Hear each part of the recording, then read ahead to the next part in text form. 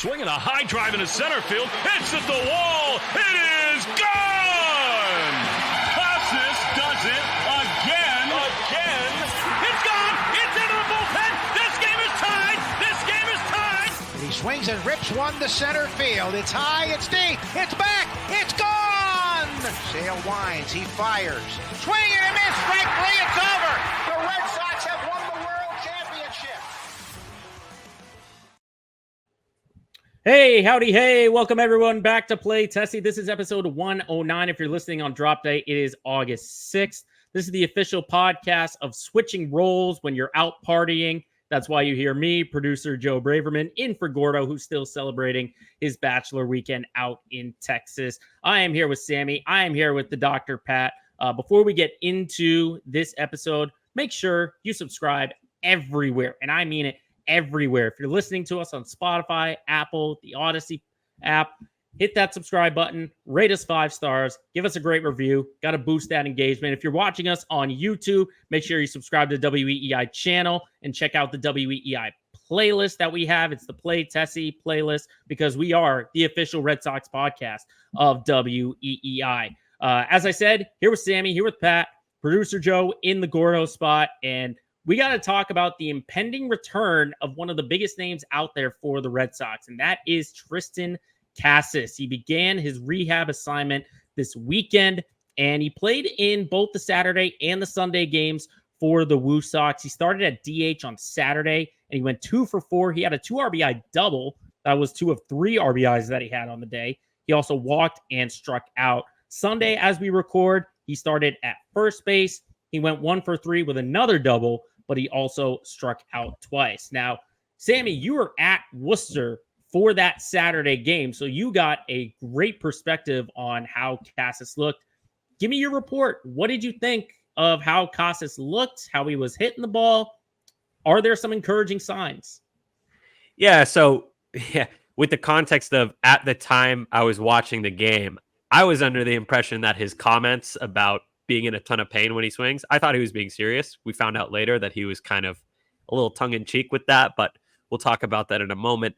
I did like how in his first at-bat, I think he took 4 or 5 pitches. He waited until he had 2 strikes. I don't remember the result, but he waited a lot, took a lot of pitches, which is really important when you're getting your timing back after being out for so long. And then his next at-bat, first pitch swinging. And it was a pitch that was pretty middle, and I think he drove that one up the middle for a single. I think that was the single that he hit. But a lot of pitch taking, watching the pitches, kind of what you'd expect. And then it culminated his final at-bat of the day. He roped a double off the wall. Of course, I was filming the at-bat. And in the middle of the at-bat, as I'm tracking the ball as it's flying through the air, my alarm, so that I wouldn't miss the train back to Boston, went off. So I didn't get the full thing on film, but he hit it friggin' hard. And it was good to see. It looked like he was running fine. I know he's not a great runner, but he was moving well. And yeah, it's kind of all you can hope for when you're watching a guy rehab. So good marks from me on the Triston Casas rehab tour. Yeah, I think for Casas, there's no, I don't want to say there's like a rush in looking for perfection because the injury was so rare and so severe, at least for a baseball player, when you're talking about, rib cartilage and tearing like the inner parts of your ribs. So I don't know if anyone's expecting anything crazy, but I do agree with you, Sammy. This is a really, really good sign to see that he's still making some really good contact, and there wasn't anything crazy while he was starting at first base. He was able to move really well. So all good signs. All good signs for Triston Casas. Yeah, at least on the field. Yeah, he's not just going up there hacking either. He's doing his normal Triston Casas at bat where he takes pitches. He's got his game plan. He's in the batter's box at the same exact time in the pitch clock. Can't remember. I know he changed it this year. Last year was 11. I think this year it's 12 or 13 because they changed the pitch clock timer. But it's the same number on the pitch clock every time, which is just that's so Triston Casas. He has the most quirks of any player you're ever going to watch. But yeah, it was good to see. And you really, with these rehab things, it's such a hard decision for the whole Red Sox organization because there's multiple schools of thought. On one hand, you can rush the guy back because you need him and you're in the middle of a playoff hunt. but he's also one of your most valuable pieces, and he's coming back from a strange, unusual injury. So do you really want to push it? And on the other hand, you have Dom Smith playing first base right now. He's playing well. What percentage does Triston Casas have to be at to give you more than what Dom Smith is giving you right now? So tough situation for the Red Sox. Not a bad situation because they're about to get a very good player back. But I don't know. What are you guys thinking? Are you antsy to get Triston Casas back, or are you kind of okay waiting? I'm excited for him to be back, obviously, but ribs are a weird one, man. Ribs are tough because everything you do, bending, twisting, turning, breathing, everything just kind of aggravates the rib. And the hardest part from getting back from a rib injury is kind of realizing, okay, like it's not going to hurt to do this. It's not going to hurt anymore to do that. And kind of readjusting and finding those normal moving patterns because you're so used to kind of like nursing it, like bending down weird, sitting up weird, not turning. Now that he's said it himself, he's not completely pain-free, but it's exponentially better. Finding what he's allowed to do or comfortable doing, and then just building off of that. I would much rather him come up, 2 weeks from now, 3 weeks from now, than rush him, have him back next week, and he's still a little apprehensive, afraid to do this, afraid to do that. Give him his time, let him work it out 100% healthy all the way, and then bring him back.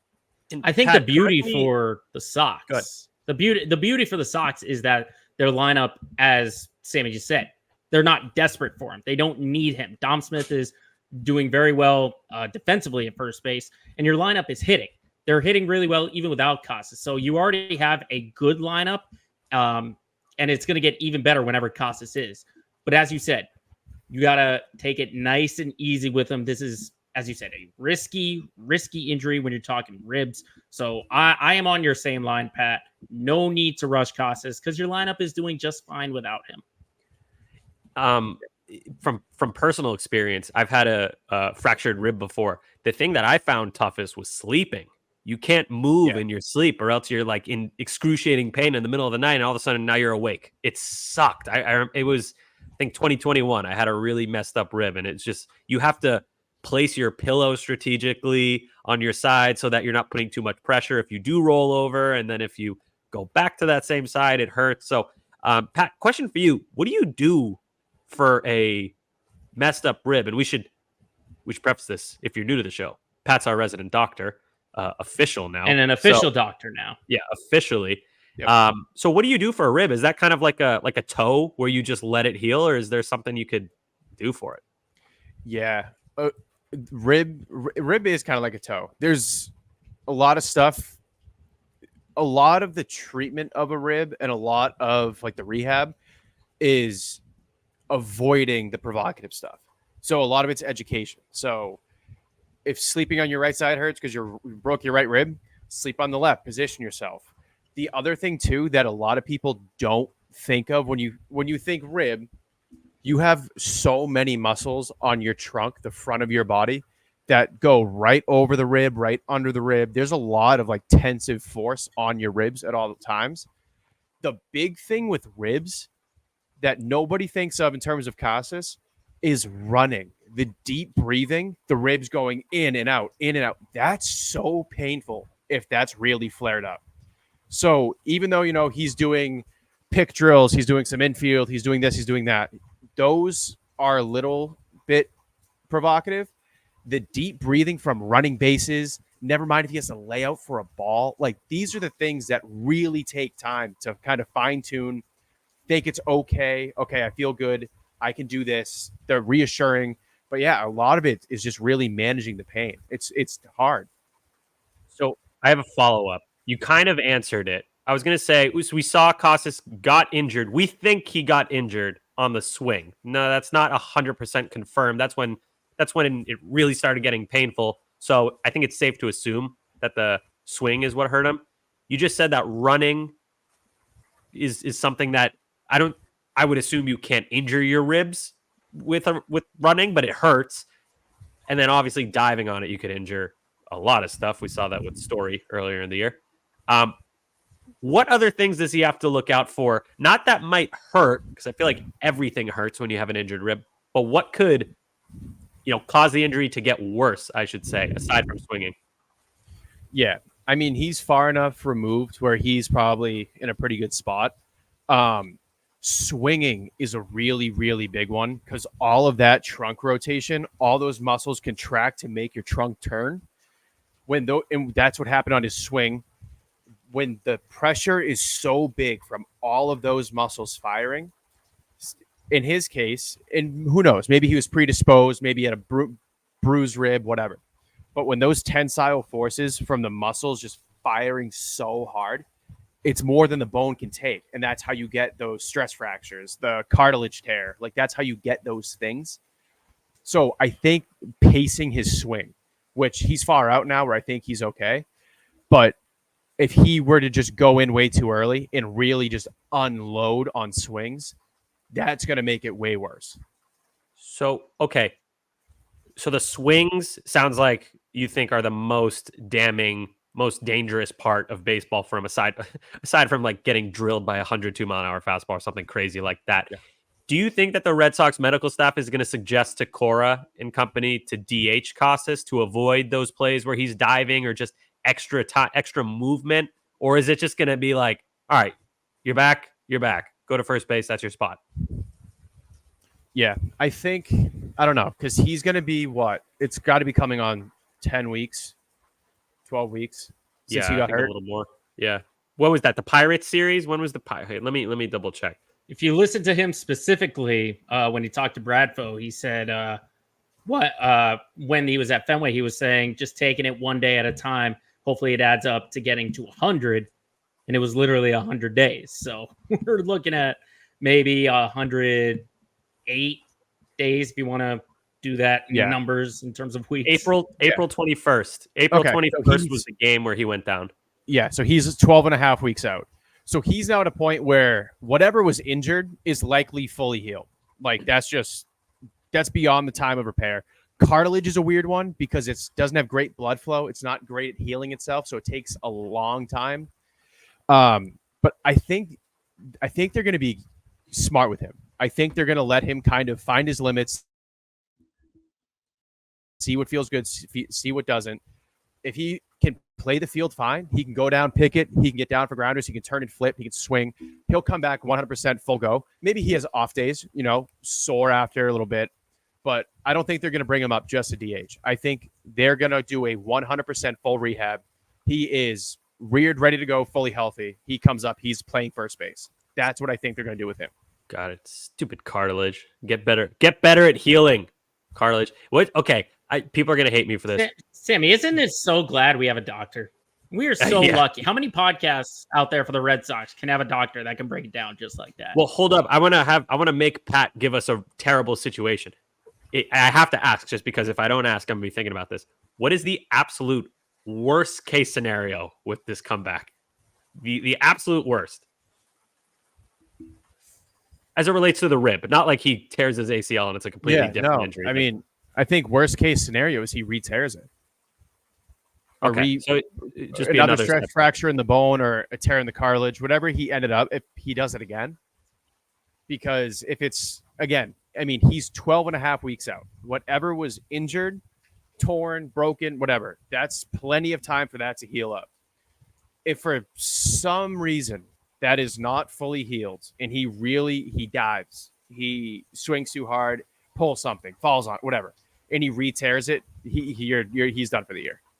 All right, last question I have on Casas, because I'm very invested in this. I think we all are on the same page. We think this guy's part of the future of the Red Sox. So I'm very invested in how this return goes. And this might sound stupid, but I have to ask, is it at all risky for him to be doing like the Pilates and yoga in the outfield? Because I feel like that's a lot of torque, not torque, but like twisting and contorting your body. And I'm probably just being overly cautious in my head, but like, is that a little risky? Okay, good. You're thinking. No, That's good. I think a lot of it, because a lot of it the Pilates, the yoga, it's like as tolerated stretching and movement. It's not so much heavy load on the ribs. It's just that kind of going through those new motions, the rotation, like light rotations. The rotation in Pilates and yoga is fractional the amount of load that goes through the ribs of the swing. Okay. All right, cool. So I don't have to worry because I saw a picture of him doing Pilates with the Pilates wheel thing on the field, and I see the wheel. And if you've ever done like a structured workout, when I see someone holding holding something out in front, my first thought is Russian twists. I'm like, that's the worst. These things, that's the worst thing you could possibly do. But that's crazy. He's smarter than that. So, all right, this actually, more than I thought, this has made me feel more confident about Casas coming back. It's kind of like he did his time, sort of thing. And you sound a little bit smarter because the doctor just encouraged and informed you on everything that has to do with a torn rib cartilage. But it's funny, you mentioned earlier about managing Casas. It might not just be on the field. You might have to do it off the field. So if you missed it, he's had some contradictory quotes over the past week, and I wrote them down to be exactly specific. So Rob Bradford, the Podfather, and Chris Catillo from Mass Live were down there in Worcester on Friday while the Sox were in Texas, in Arlington. And so Casas spoke for about 10 minutes, cross promotion. Check it out on Baseball Isn't Boring. And Bradfo gave him a interesting quote where the biggest thing that stood out was that, quote, the pain is minimal. He said that to Bradfo and to Chris Catillo about his rib, dealing with it. The pain is minimal. But then you got to go about an hour later. He goes to Worcester Red Sox reporter, sideline reporter for their broadcast, Laura Stickles. And she put out a quote that he said about an hour later after he said the pain was minimal. He said, quote, every time I make contact, it feels like there's someone stabbing me with a knife right in the ribs, which is a pretty extreme quote, but that is quite the comparison that Casas gave out. But then moving on to the next day, Alex Cora in one of his press conferences on Saturday had said that he's fine, that he's just joking around. And then we heard from Alex Spear on Sunday that he cleared things up with Triston Casas. And Spear said in a tweet that he's felt an uptick in pain, but that he considers it tolerable. So I know that was a lot to take in, Sammy, but I guess the question is, what do you make of how Tristan got? I don't know if he's intentionally doing this like he normally does, like he's trolling everyone, saying that he's playing while a knife is going through his ribs. What do you make of all of this? Okay, so can we do a recap? So first he's getting like shot, and now it's like he's being stabbed, and then he's actually fine, but now it's actually he is in pain. It's just not that bad, right? Or it's tolerable. It started with the pain is minimal. Then it said it feels like every time he swings, there's a knife in his ribs. And then didn't he cleared another one? He had another quote where he said initially it felt like he was getting shot in the ribs, and now it feels like he's getting stabbed, so it's better. I think there was another quote at some point. There's so much to unpack with all of it. I'll go find it after I give my remarks. But yeah, I don't really give a shit as long as he's healing and getting better. Triston Casas, he likes trolling. Like when we did our NBA Finals preview, he picked the Mavs to beat the Celtics in 4, and he said Luka is unstoppable with Kyrie. There's no way the Celtics can beat him. And he was clearly trolling. So this is kind of a thing he does. There's going to be the fans who say like, oh, this kid needs to grow up. But at the end of the day, I don't give a shit as long as he's hitting bombs for the Red Sox and playing good defense over there at first. So no problem from me. Well, that was interesting being on radio with Bradfo this past Saturday where we explained the situation. We even had Laura Stickles call in to try and explain this. And we got a lot of callers just kind of off-put. They weren't off-put necessarily with this situation, but kind of just festered up these sort of old emotions of, I guess, just not being sold on all the antics. Like he thinks, we had callers saying like he thinks he's smarter than everyone else. He thinks he's better than he really is. Going back to the contract dispute. So it's funny how this tiny, tiny little situation where we who know him personally and know the kind of fun that he likes to have off the field is turning off a lot of Red Sox fans who maybe don't feel the same way. I mean, Pat, are you sort of in the same line as Sammy that this is just a troll job from Casas and that we shouldn't be worrying about these conflicting reports? Yeah, I mean, that's just his character. No matter the gravity of the situation, like he's always just gonna be coy, like joke around, make remarks. And like, I get that. But for people who, I mean, we haven't seen him in so long that some people don't pick up on his sarcasm or him not being serious about things. And I think people start freaking out. They're like, oh my God, he's out for the year. And then you have Cora, and it's like, Cora's like, yeah, I saw that. I talked to him the other day. He said he didn't have any pain. That was weird. Like, it's just so, like, not hypocritical, but so, like, opposite. Every report you see, he's 100% pain free. It feels like he's being stabbed. He just got hit by a 12-barrel shotgun. Like, it like, there's no consistency, and that's just Tristan. As frustrating as it is for something like this, you just got to go with it. Like, I'm not really concerned. I think he'll be fine. So, Joe, I think you actually got the first half of the quote that I was referencing. So I'll read the whole thing over because it's very quick. So he said to Laura Stickles, WooSox reporter, he says, "Right now, when I make contact with the ball, it feels like someone's stabbing me with a knife right in the ribs. Right when it happened, it felt like I got shot with a gun." So it's still down. So he might have actually been serious about that because, and again, I only have my personal experience to go through. And I didn't injure my rib playing baseball, but when I hurt my rib, it didn't hurt at all. And then I got up and tried to move, and that hurt really bad. So I didn't feel the initial crack. I heard it, and I kind of got nervous. Then I felt not nervous because it didn't hurt. And then I moved and went, okay, yeah, something's wrong. So he could be telling the truth about that, but I really don't give a shit. I don't care. He's back. If he hits well, all this goes away. It doesn't matter. And also, Joe, I have a bone to pick with you. You called it antics. That's derogatory. He's trolling. It's funny. Like, I don't know. I like that Casas does that. I don't care that the older group thinks it's this, and that. Whatever. This is who he is, man. I don't want him to be anyone other than himself. That's how he got here. So I'm just going to let him do it. You know, maybe don't deceive the media like that. I get it. To him, it's funny. To you, you spend 2 hours on air talking about it, and then you find out that he was joking. Nothing you can do about it. But yeah, man, that's just Triston Casas being Triston Casas. That's what he does. He trolls, but he also hits tanks. Yeah, you're never gonna see a player like Casas who has this kind of fun, loose nature. I mean, he can be fun maybe with the three of us, or the four of us, I should say, but maybe not when you're talking like on the podium, if it's a playoff game or if it's something a little bit more serious with that. Have a little fun with us. Maybe not in a high stakes situation where we're talking about your rehab and wanting to come back from an injury that feels a little bit severe, as Pat described. So maybe just change up the style for the different type of people. What's the I feel like he operates. You know how people, you're talking with your friends and they get you talk about a crazy hypothetical, like, if I were a star major league player, I would do X, Y, and Z. I wouldn't care what the media thinks. I would do blah, blah, blah. He actually does it.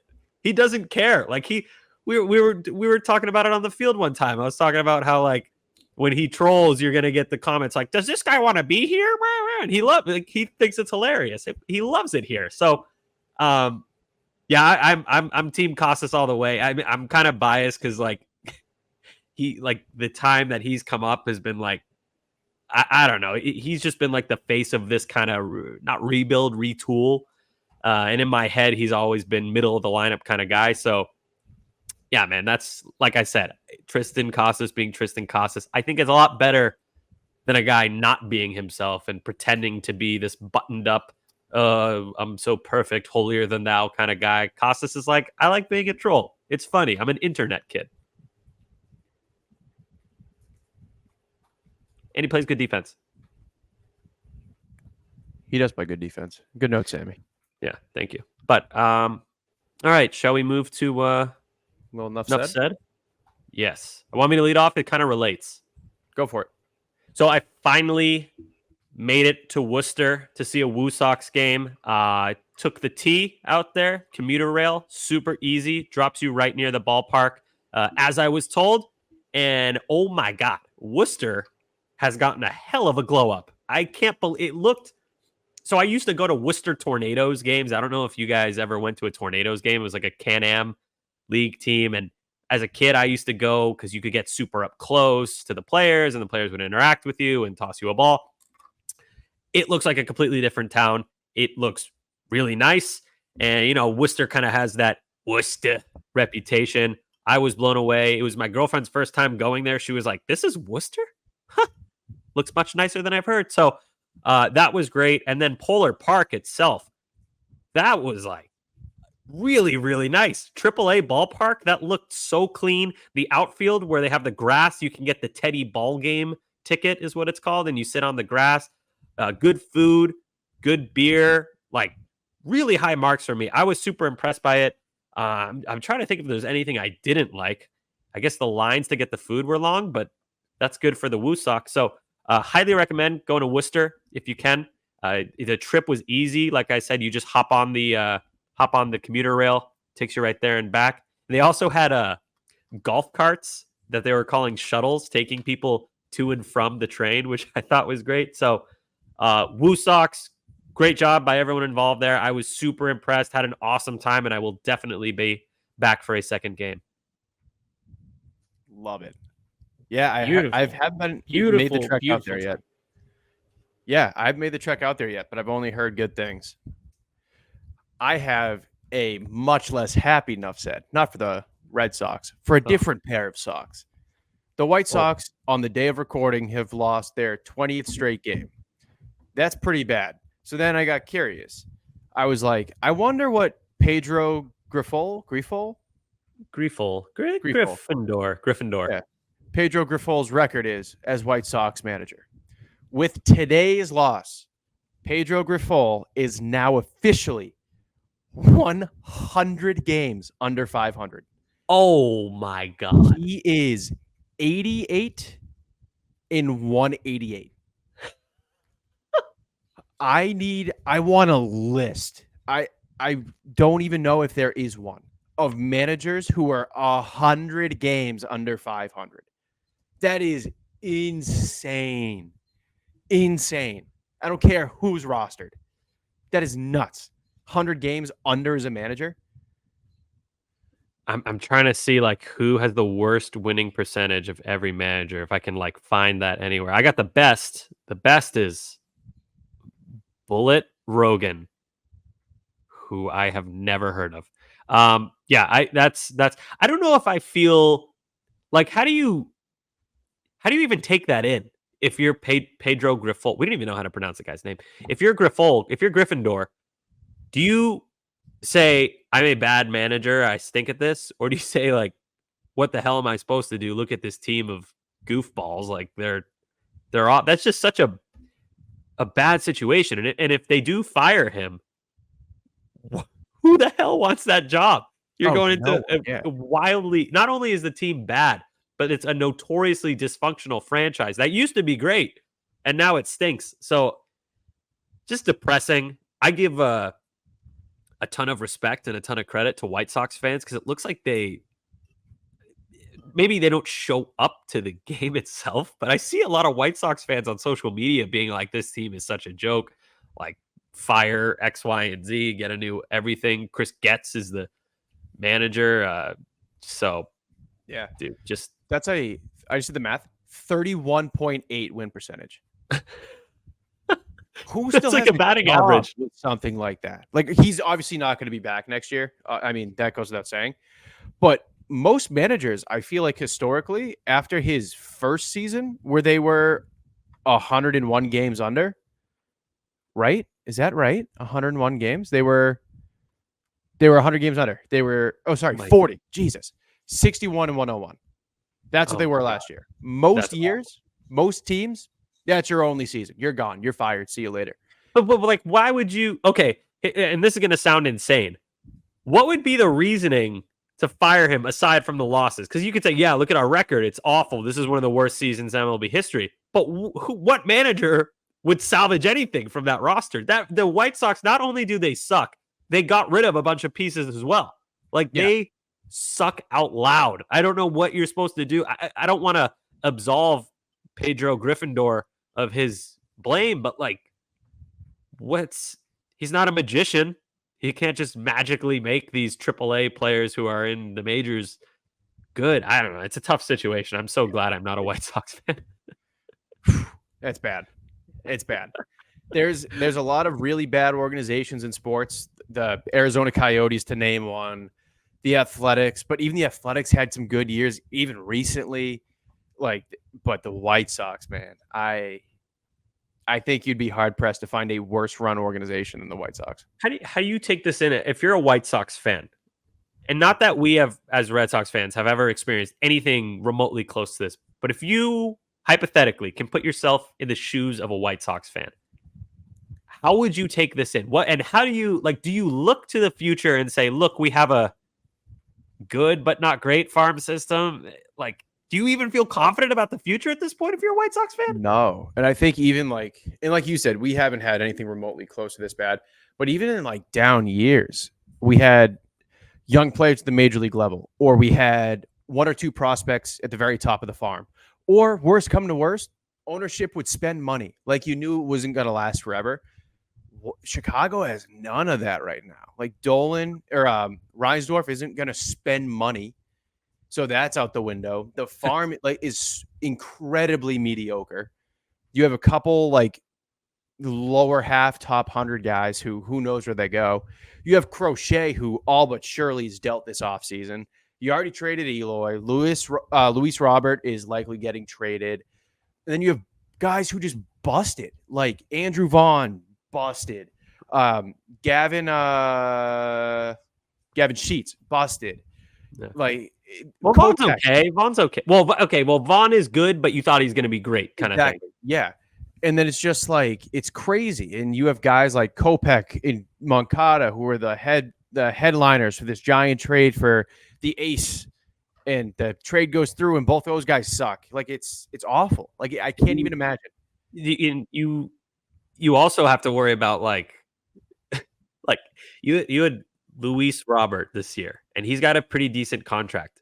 But we said the same thing last year. You can move him if you're the White Sox. Again, this year, you can move him if you're the White Sox. And they're just hanging on to him. Same with Garrett Crochet. Crochet, a little bit of context needed because he had the thing where he was saying he wouldn't pitch a certain amount of innings, whatever. But it wouldn't shock me to see them do the same thing with him. They did it with Eloy. They held on to him until his value was nothing. They literally gave him up for nothing just to get him off the roster. And then did you see, I can't remember the guy's name, the post-game guys for the White Sox, they're talking about like, can we thank the Baltimore Orioles for taking this guy off the White Sox hands? It's like, I know this guy was a bust, but how do you expect anyone to perform under these conditions? Your ballpark looks like the embodiment of a rainy day. Your team sucks. You're the second most popular baseball team in town by a mile. The Cubs fans way outnumber White Sox fans. In the future, like, it's not even like with the Red Sox where we could point to, oh, look at the system they're building. Oh, Chaim Bloom is really good with minor league guys. And, John Henry's always spent money. I know he's not spending now, but it's not out of the question that he spends. I don't know what White Sox fans have to hold on to. And that I know this isn't a White Sox show, but in the sense of being a baseball fan, it's just, where do you turn to? I would befriend Oakland A's fans just so I could hear a fan base that's got it even worse because they're like straight up losing their team. So, I'm. Let's all be happy that we are part of the other Sox fan base. Agreed. Joe, are you? We lost Joe for a moment with Wi-Fi. Are you back with us? Yes, I'm here. I'm here. In sync. Okay, great. So, yeah, I agree with you.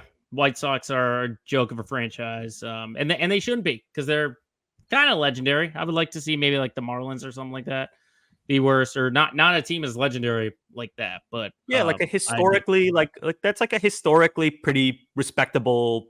Well, other than their major scandal in the early 1900s, that was a long time ago though. But like generally, it's a pretty respectable franchise. Like they're not that far removed from the World Series. What, 2005?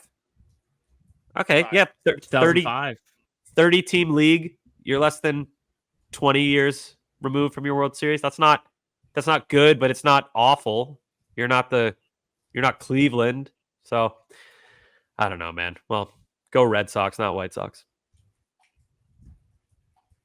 Yeah, good thing we are with the Red Sox. But no doubt about it. That will sign it off here from Play Tessie episode 109. Thank you all for watching and listening. Remember, if you're listening to us, Spotify, Apple, Odyssey app, wherever it is, make sure you subscribe, give 5 stars, rate it, review it, whatever you got to do. If you're watching us on YouTube, like the video, subscribe to the WEEI channel. We've got a Play Tessie playlist on there. We are going to be back after the Royal Series, gearing up for the Astros series. This is going to be a big one here for the Sox. Hope they can head to Kauffman Stadium, get back in this wild card race, and maybe even get into the playoffs by the time they return home. But until then, for Pat, for Sammy, for Gordo, who's still in Texas being a bachelor, this is producer Joe Braverman. Thank you for watching and listening.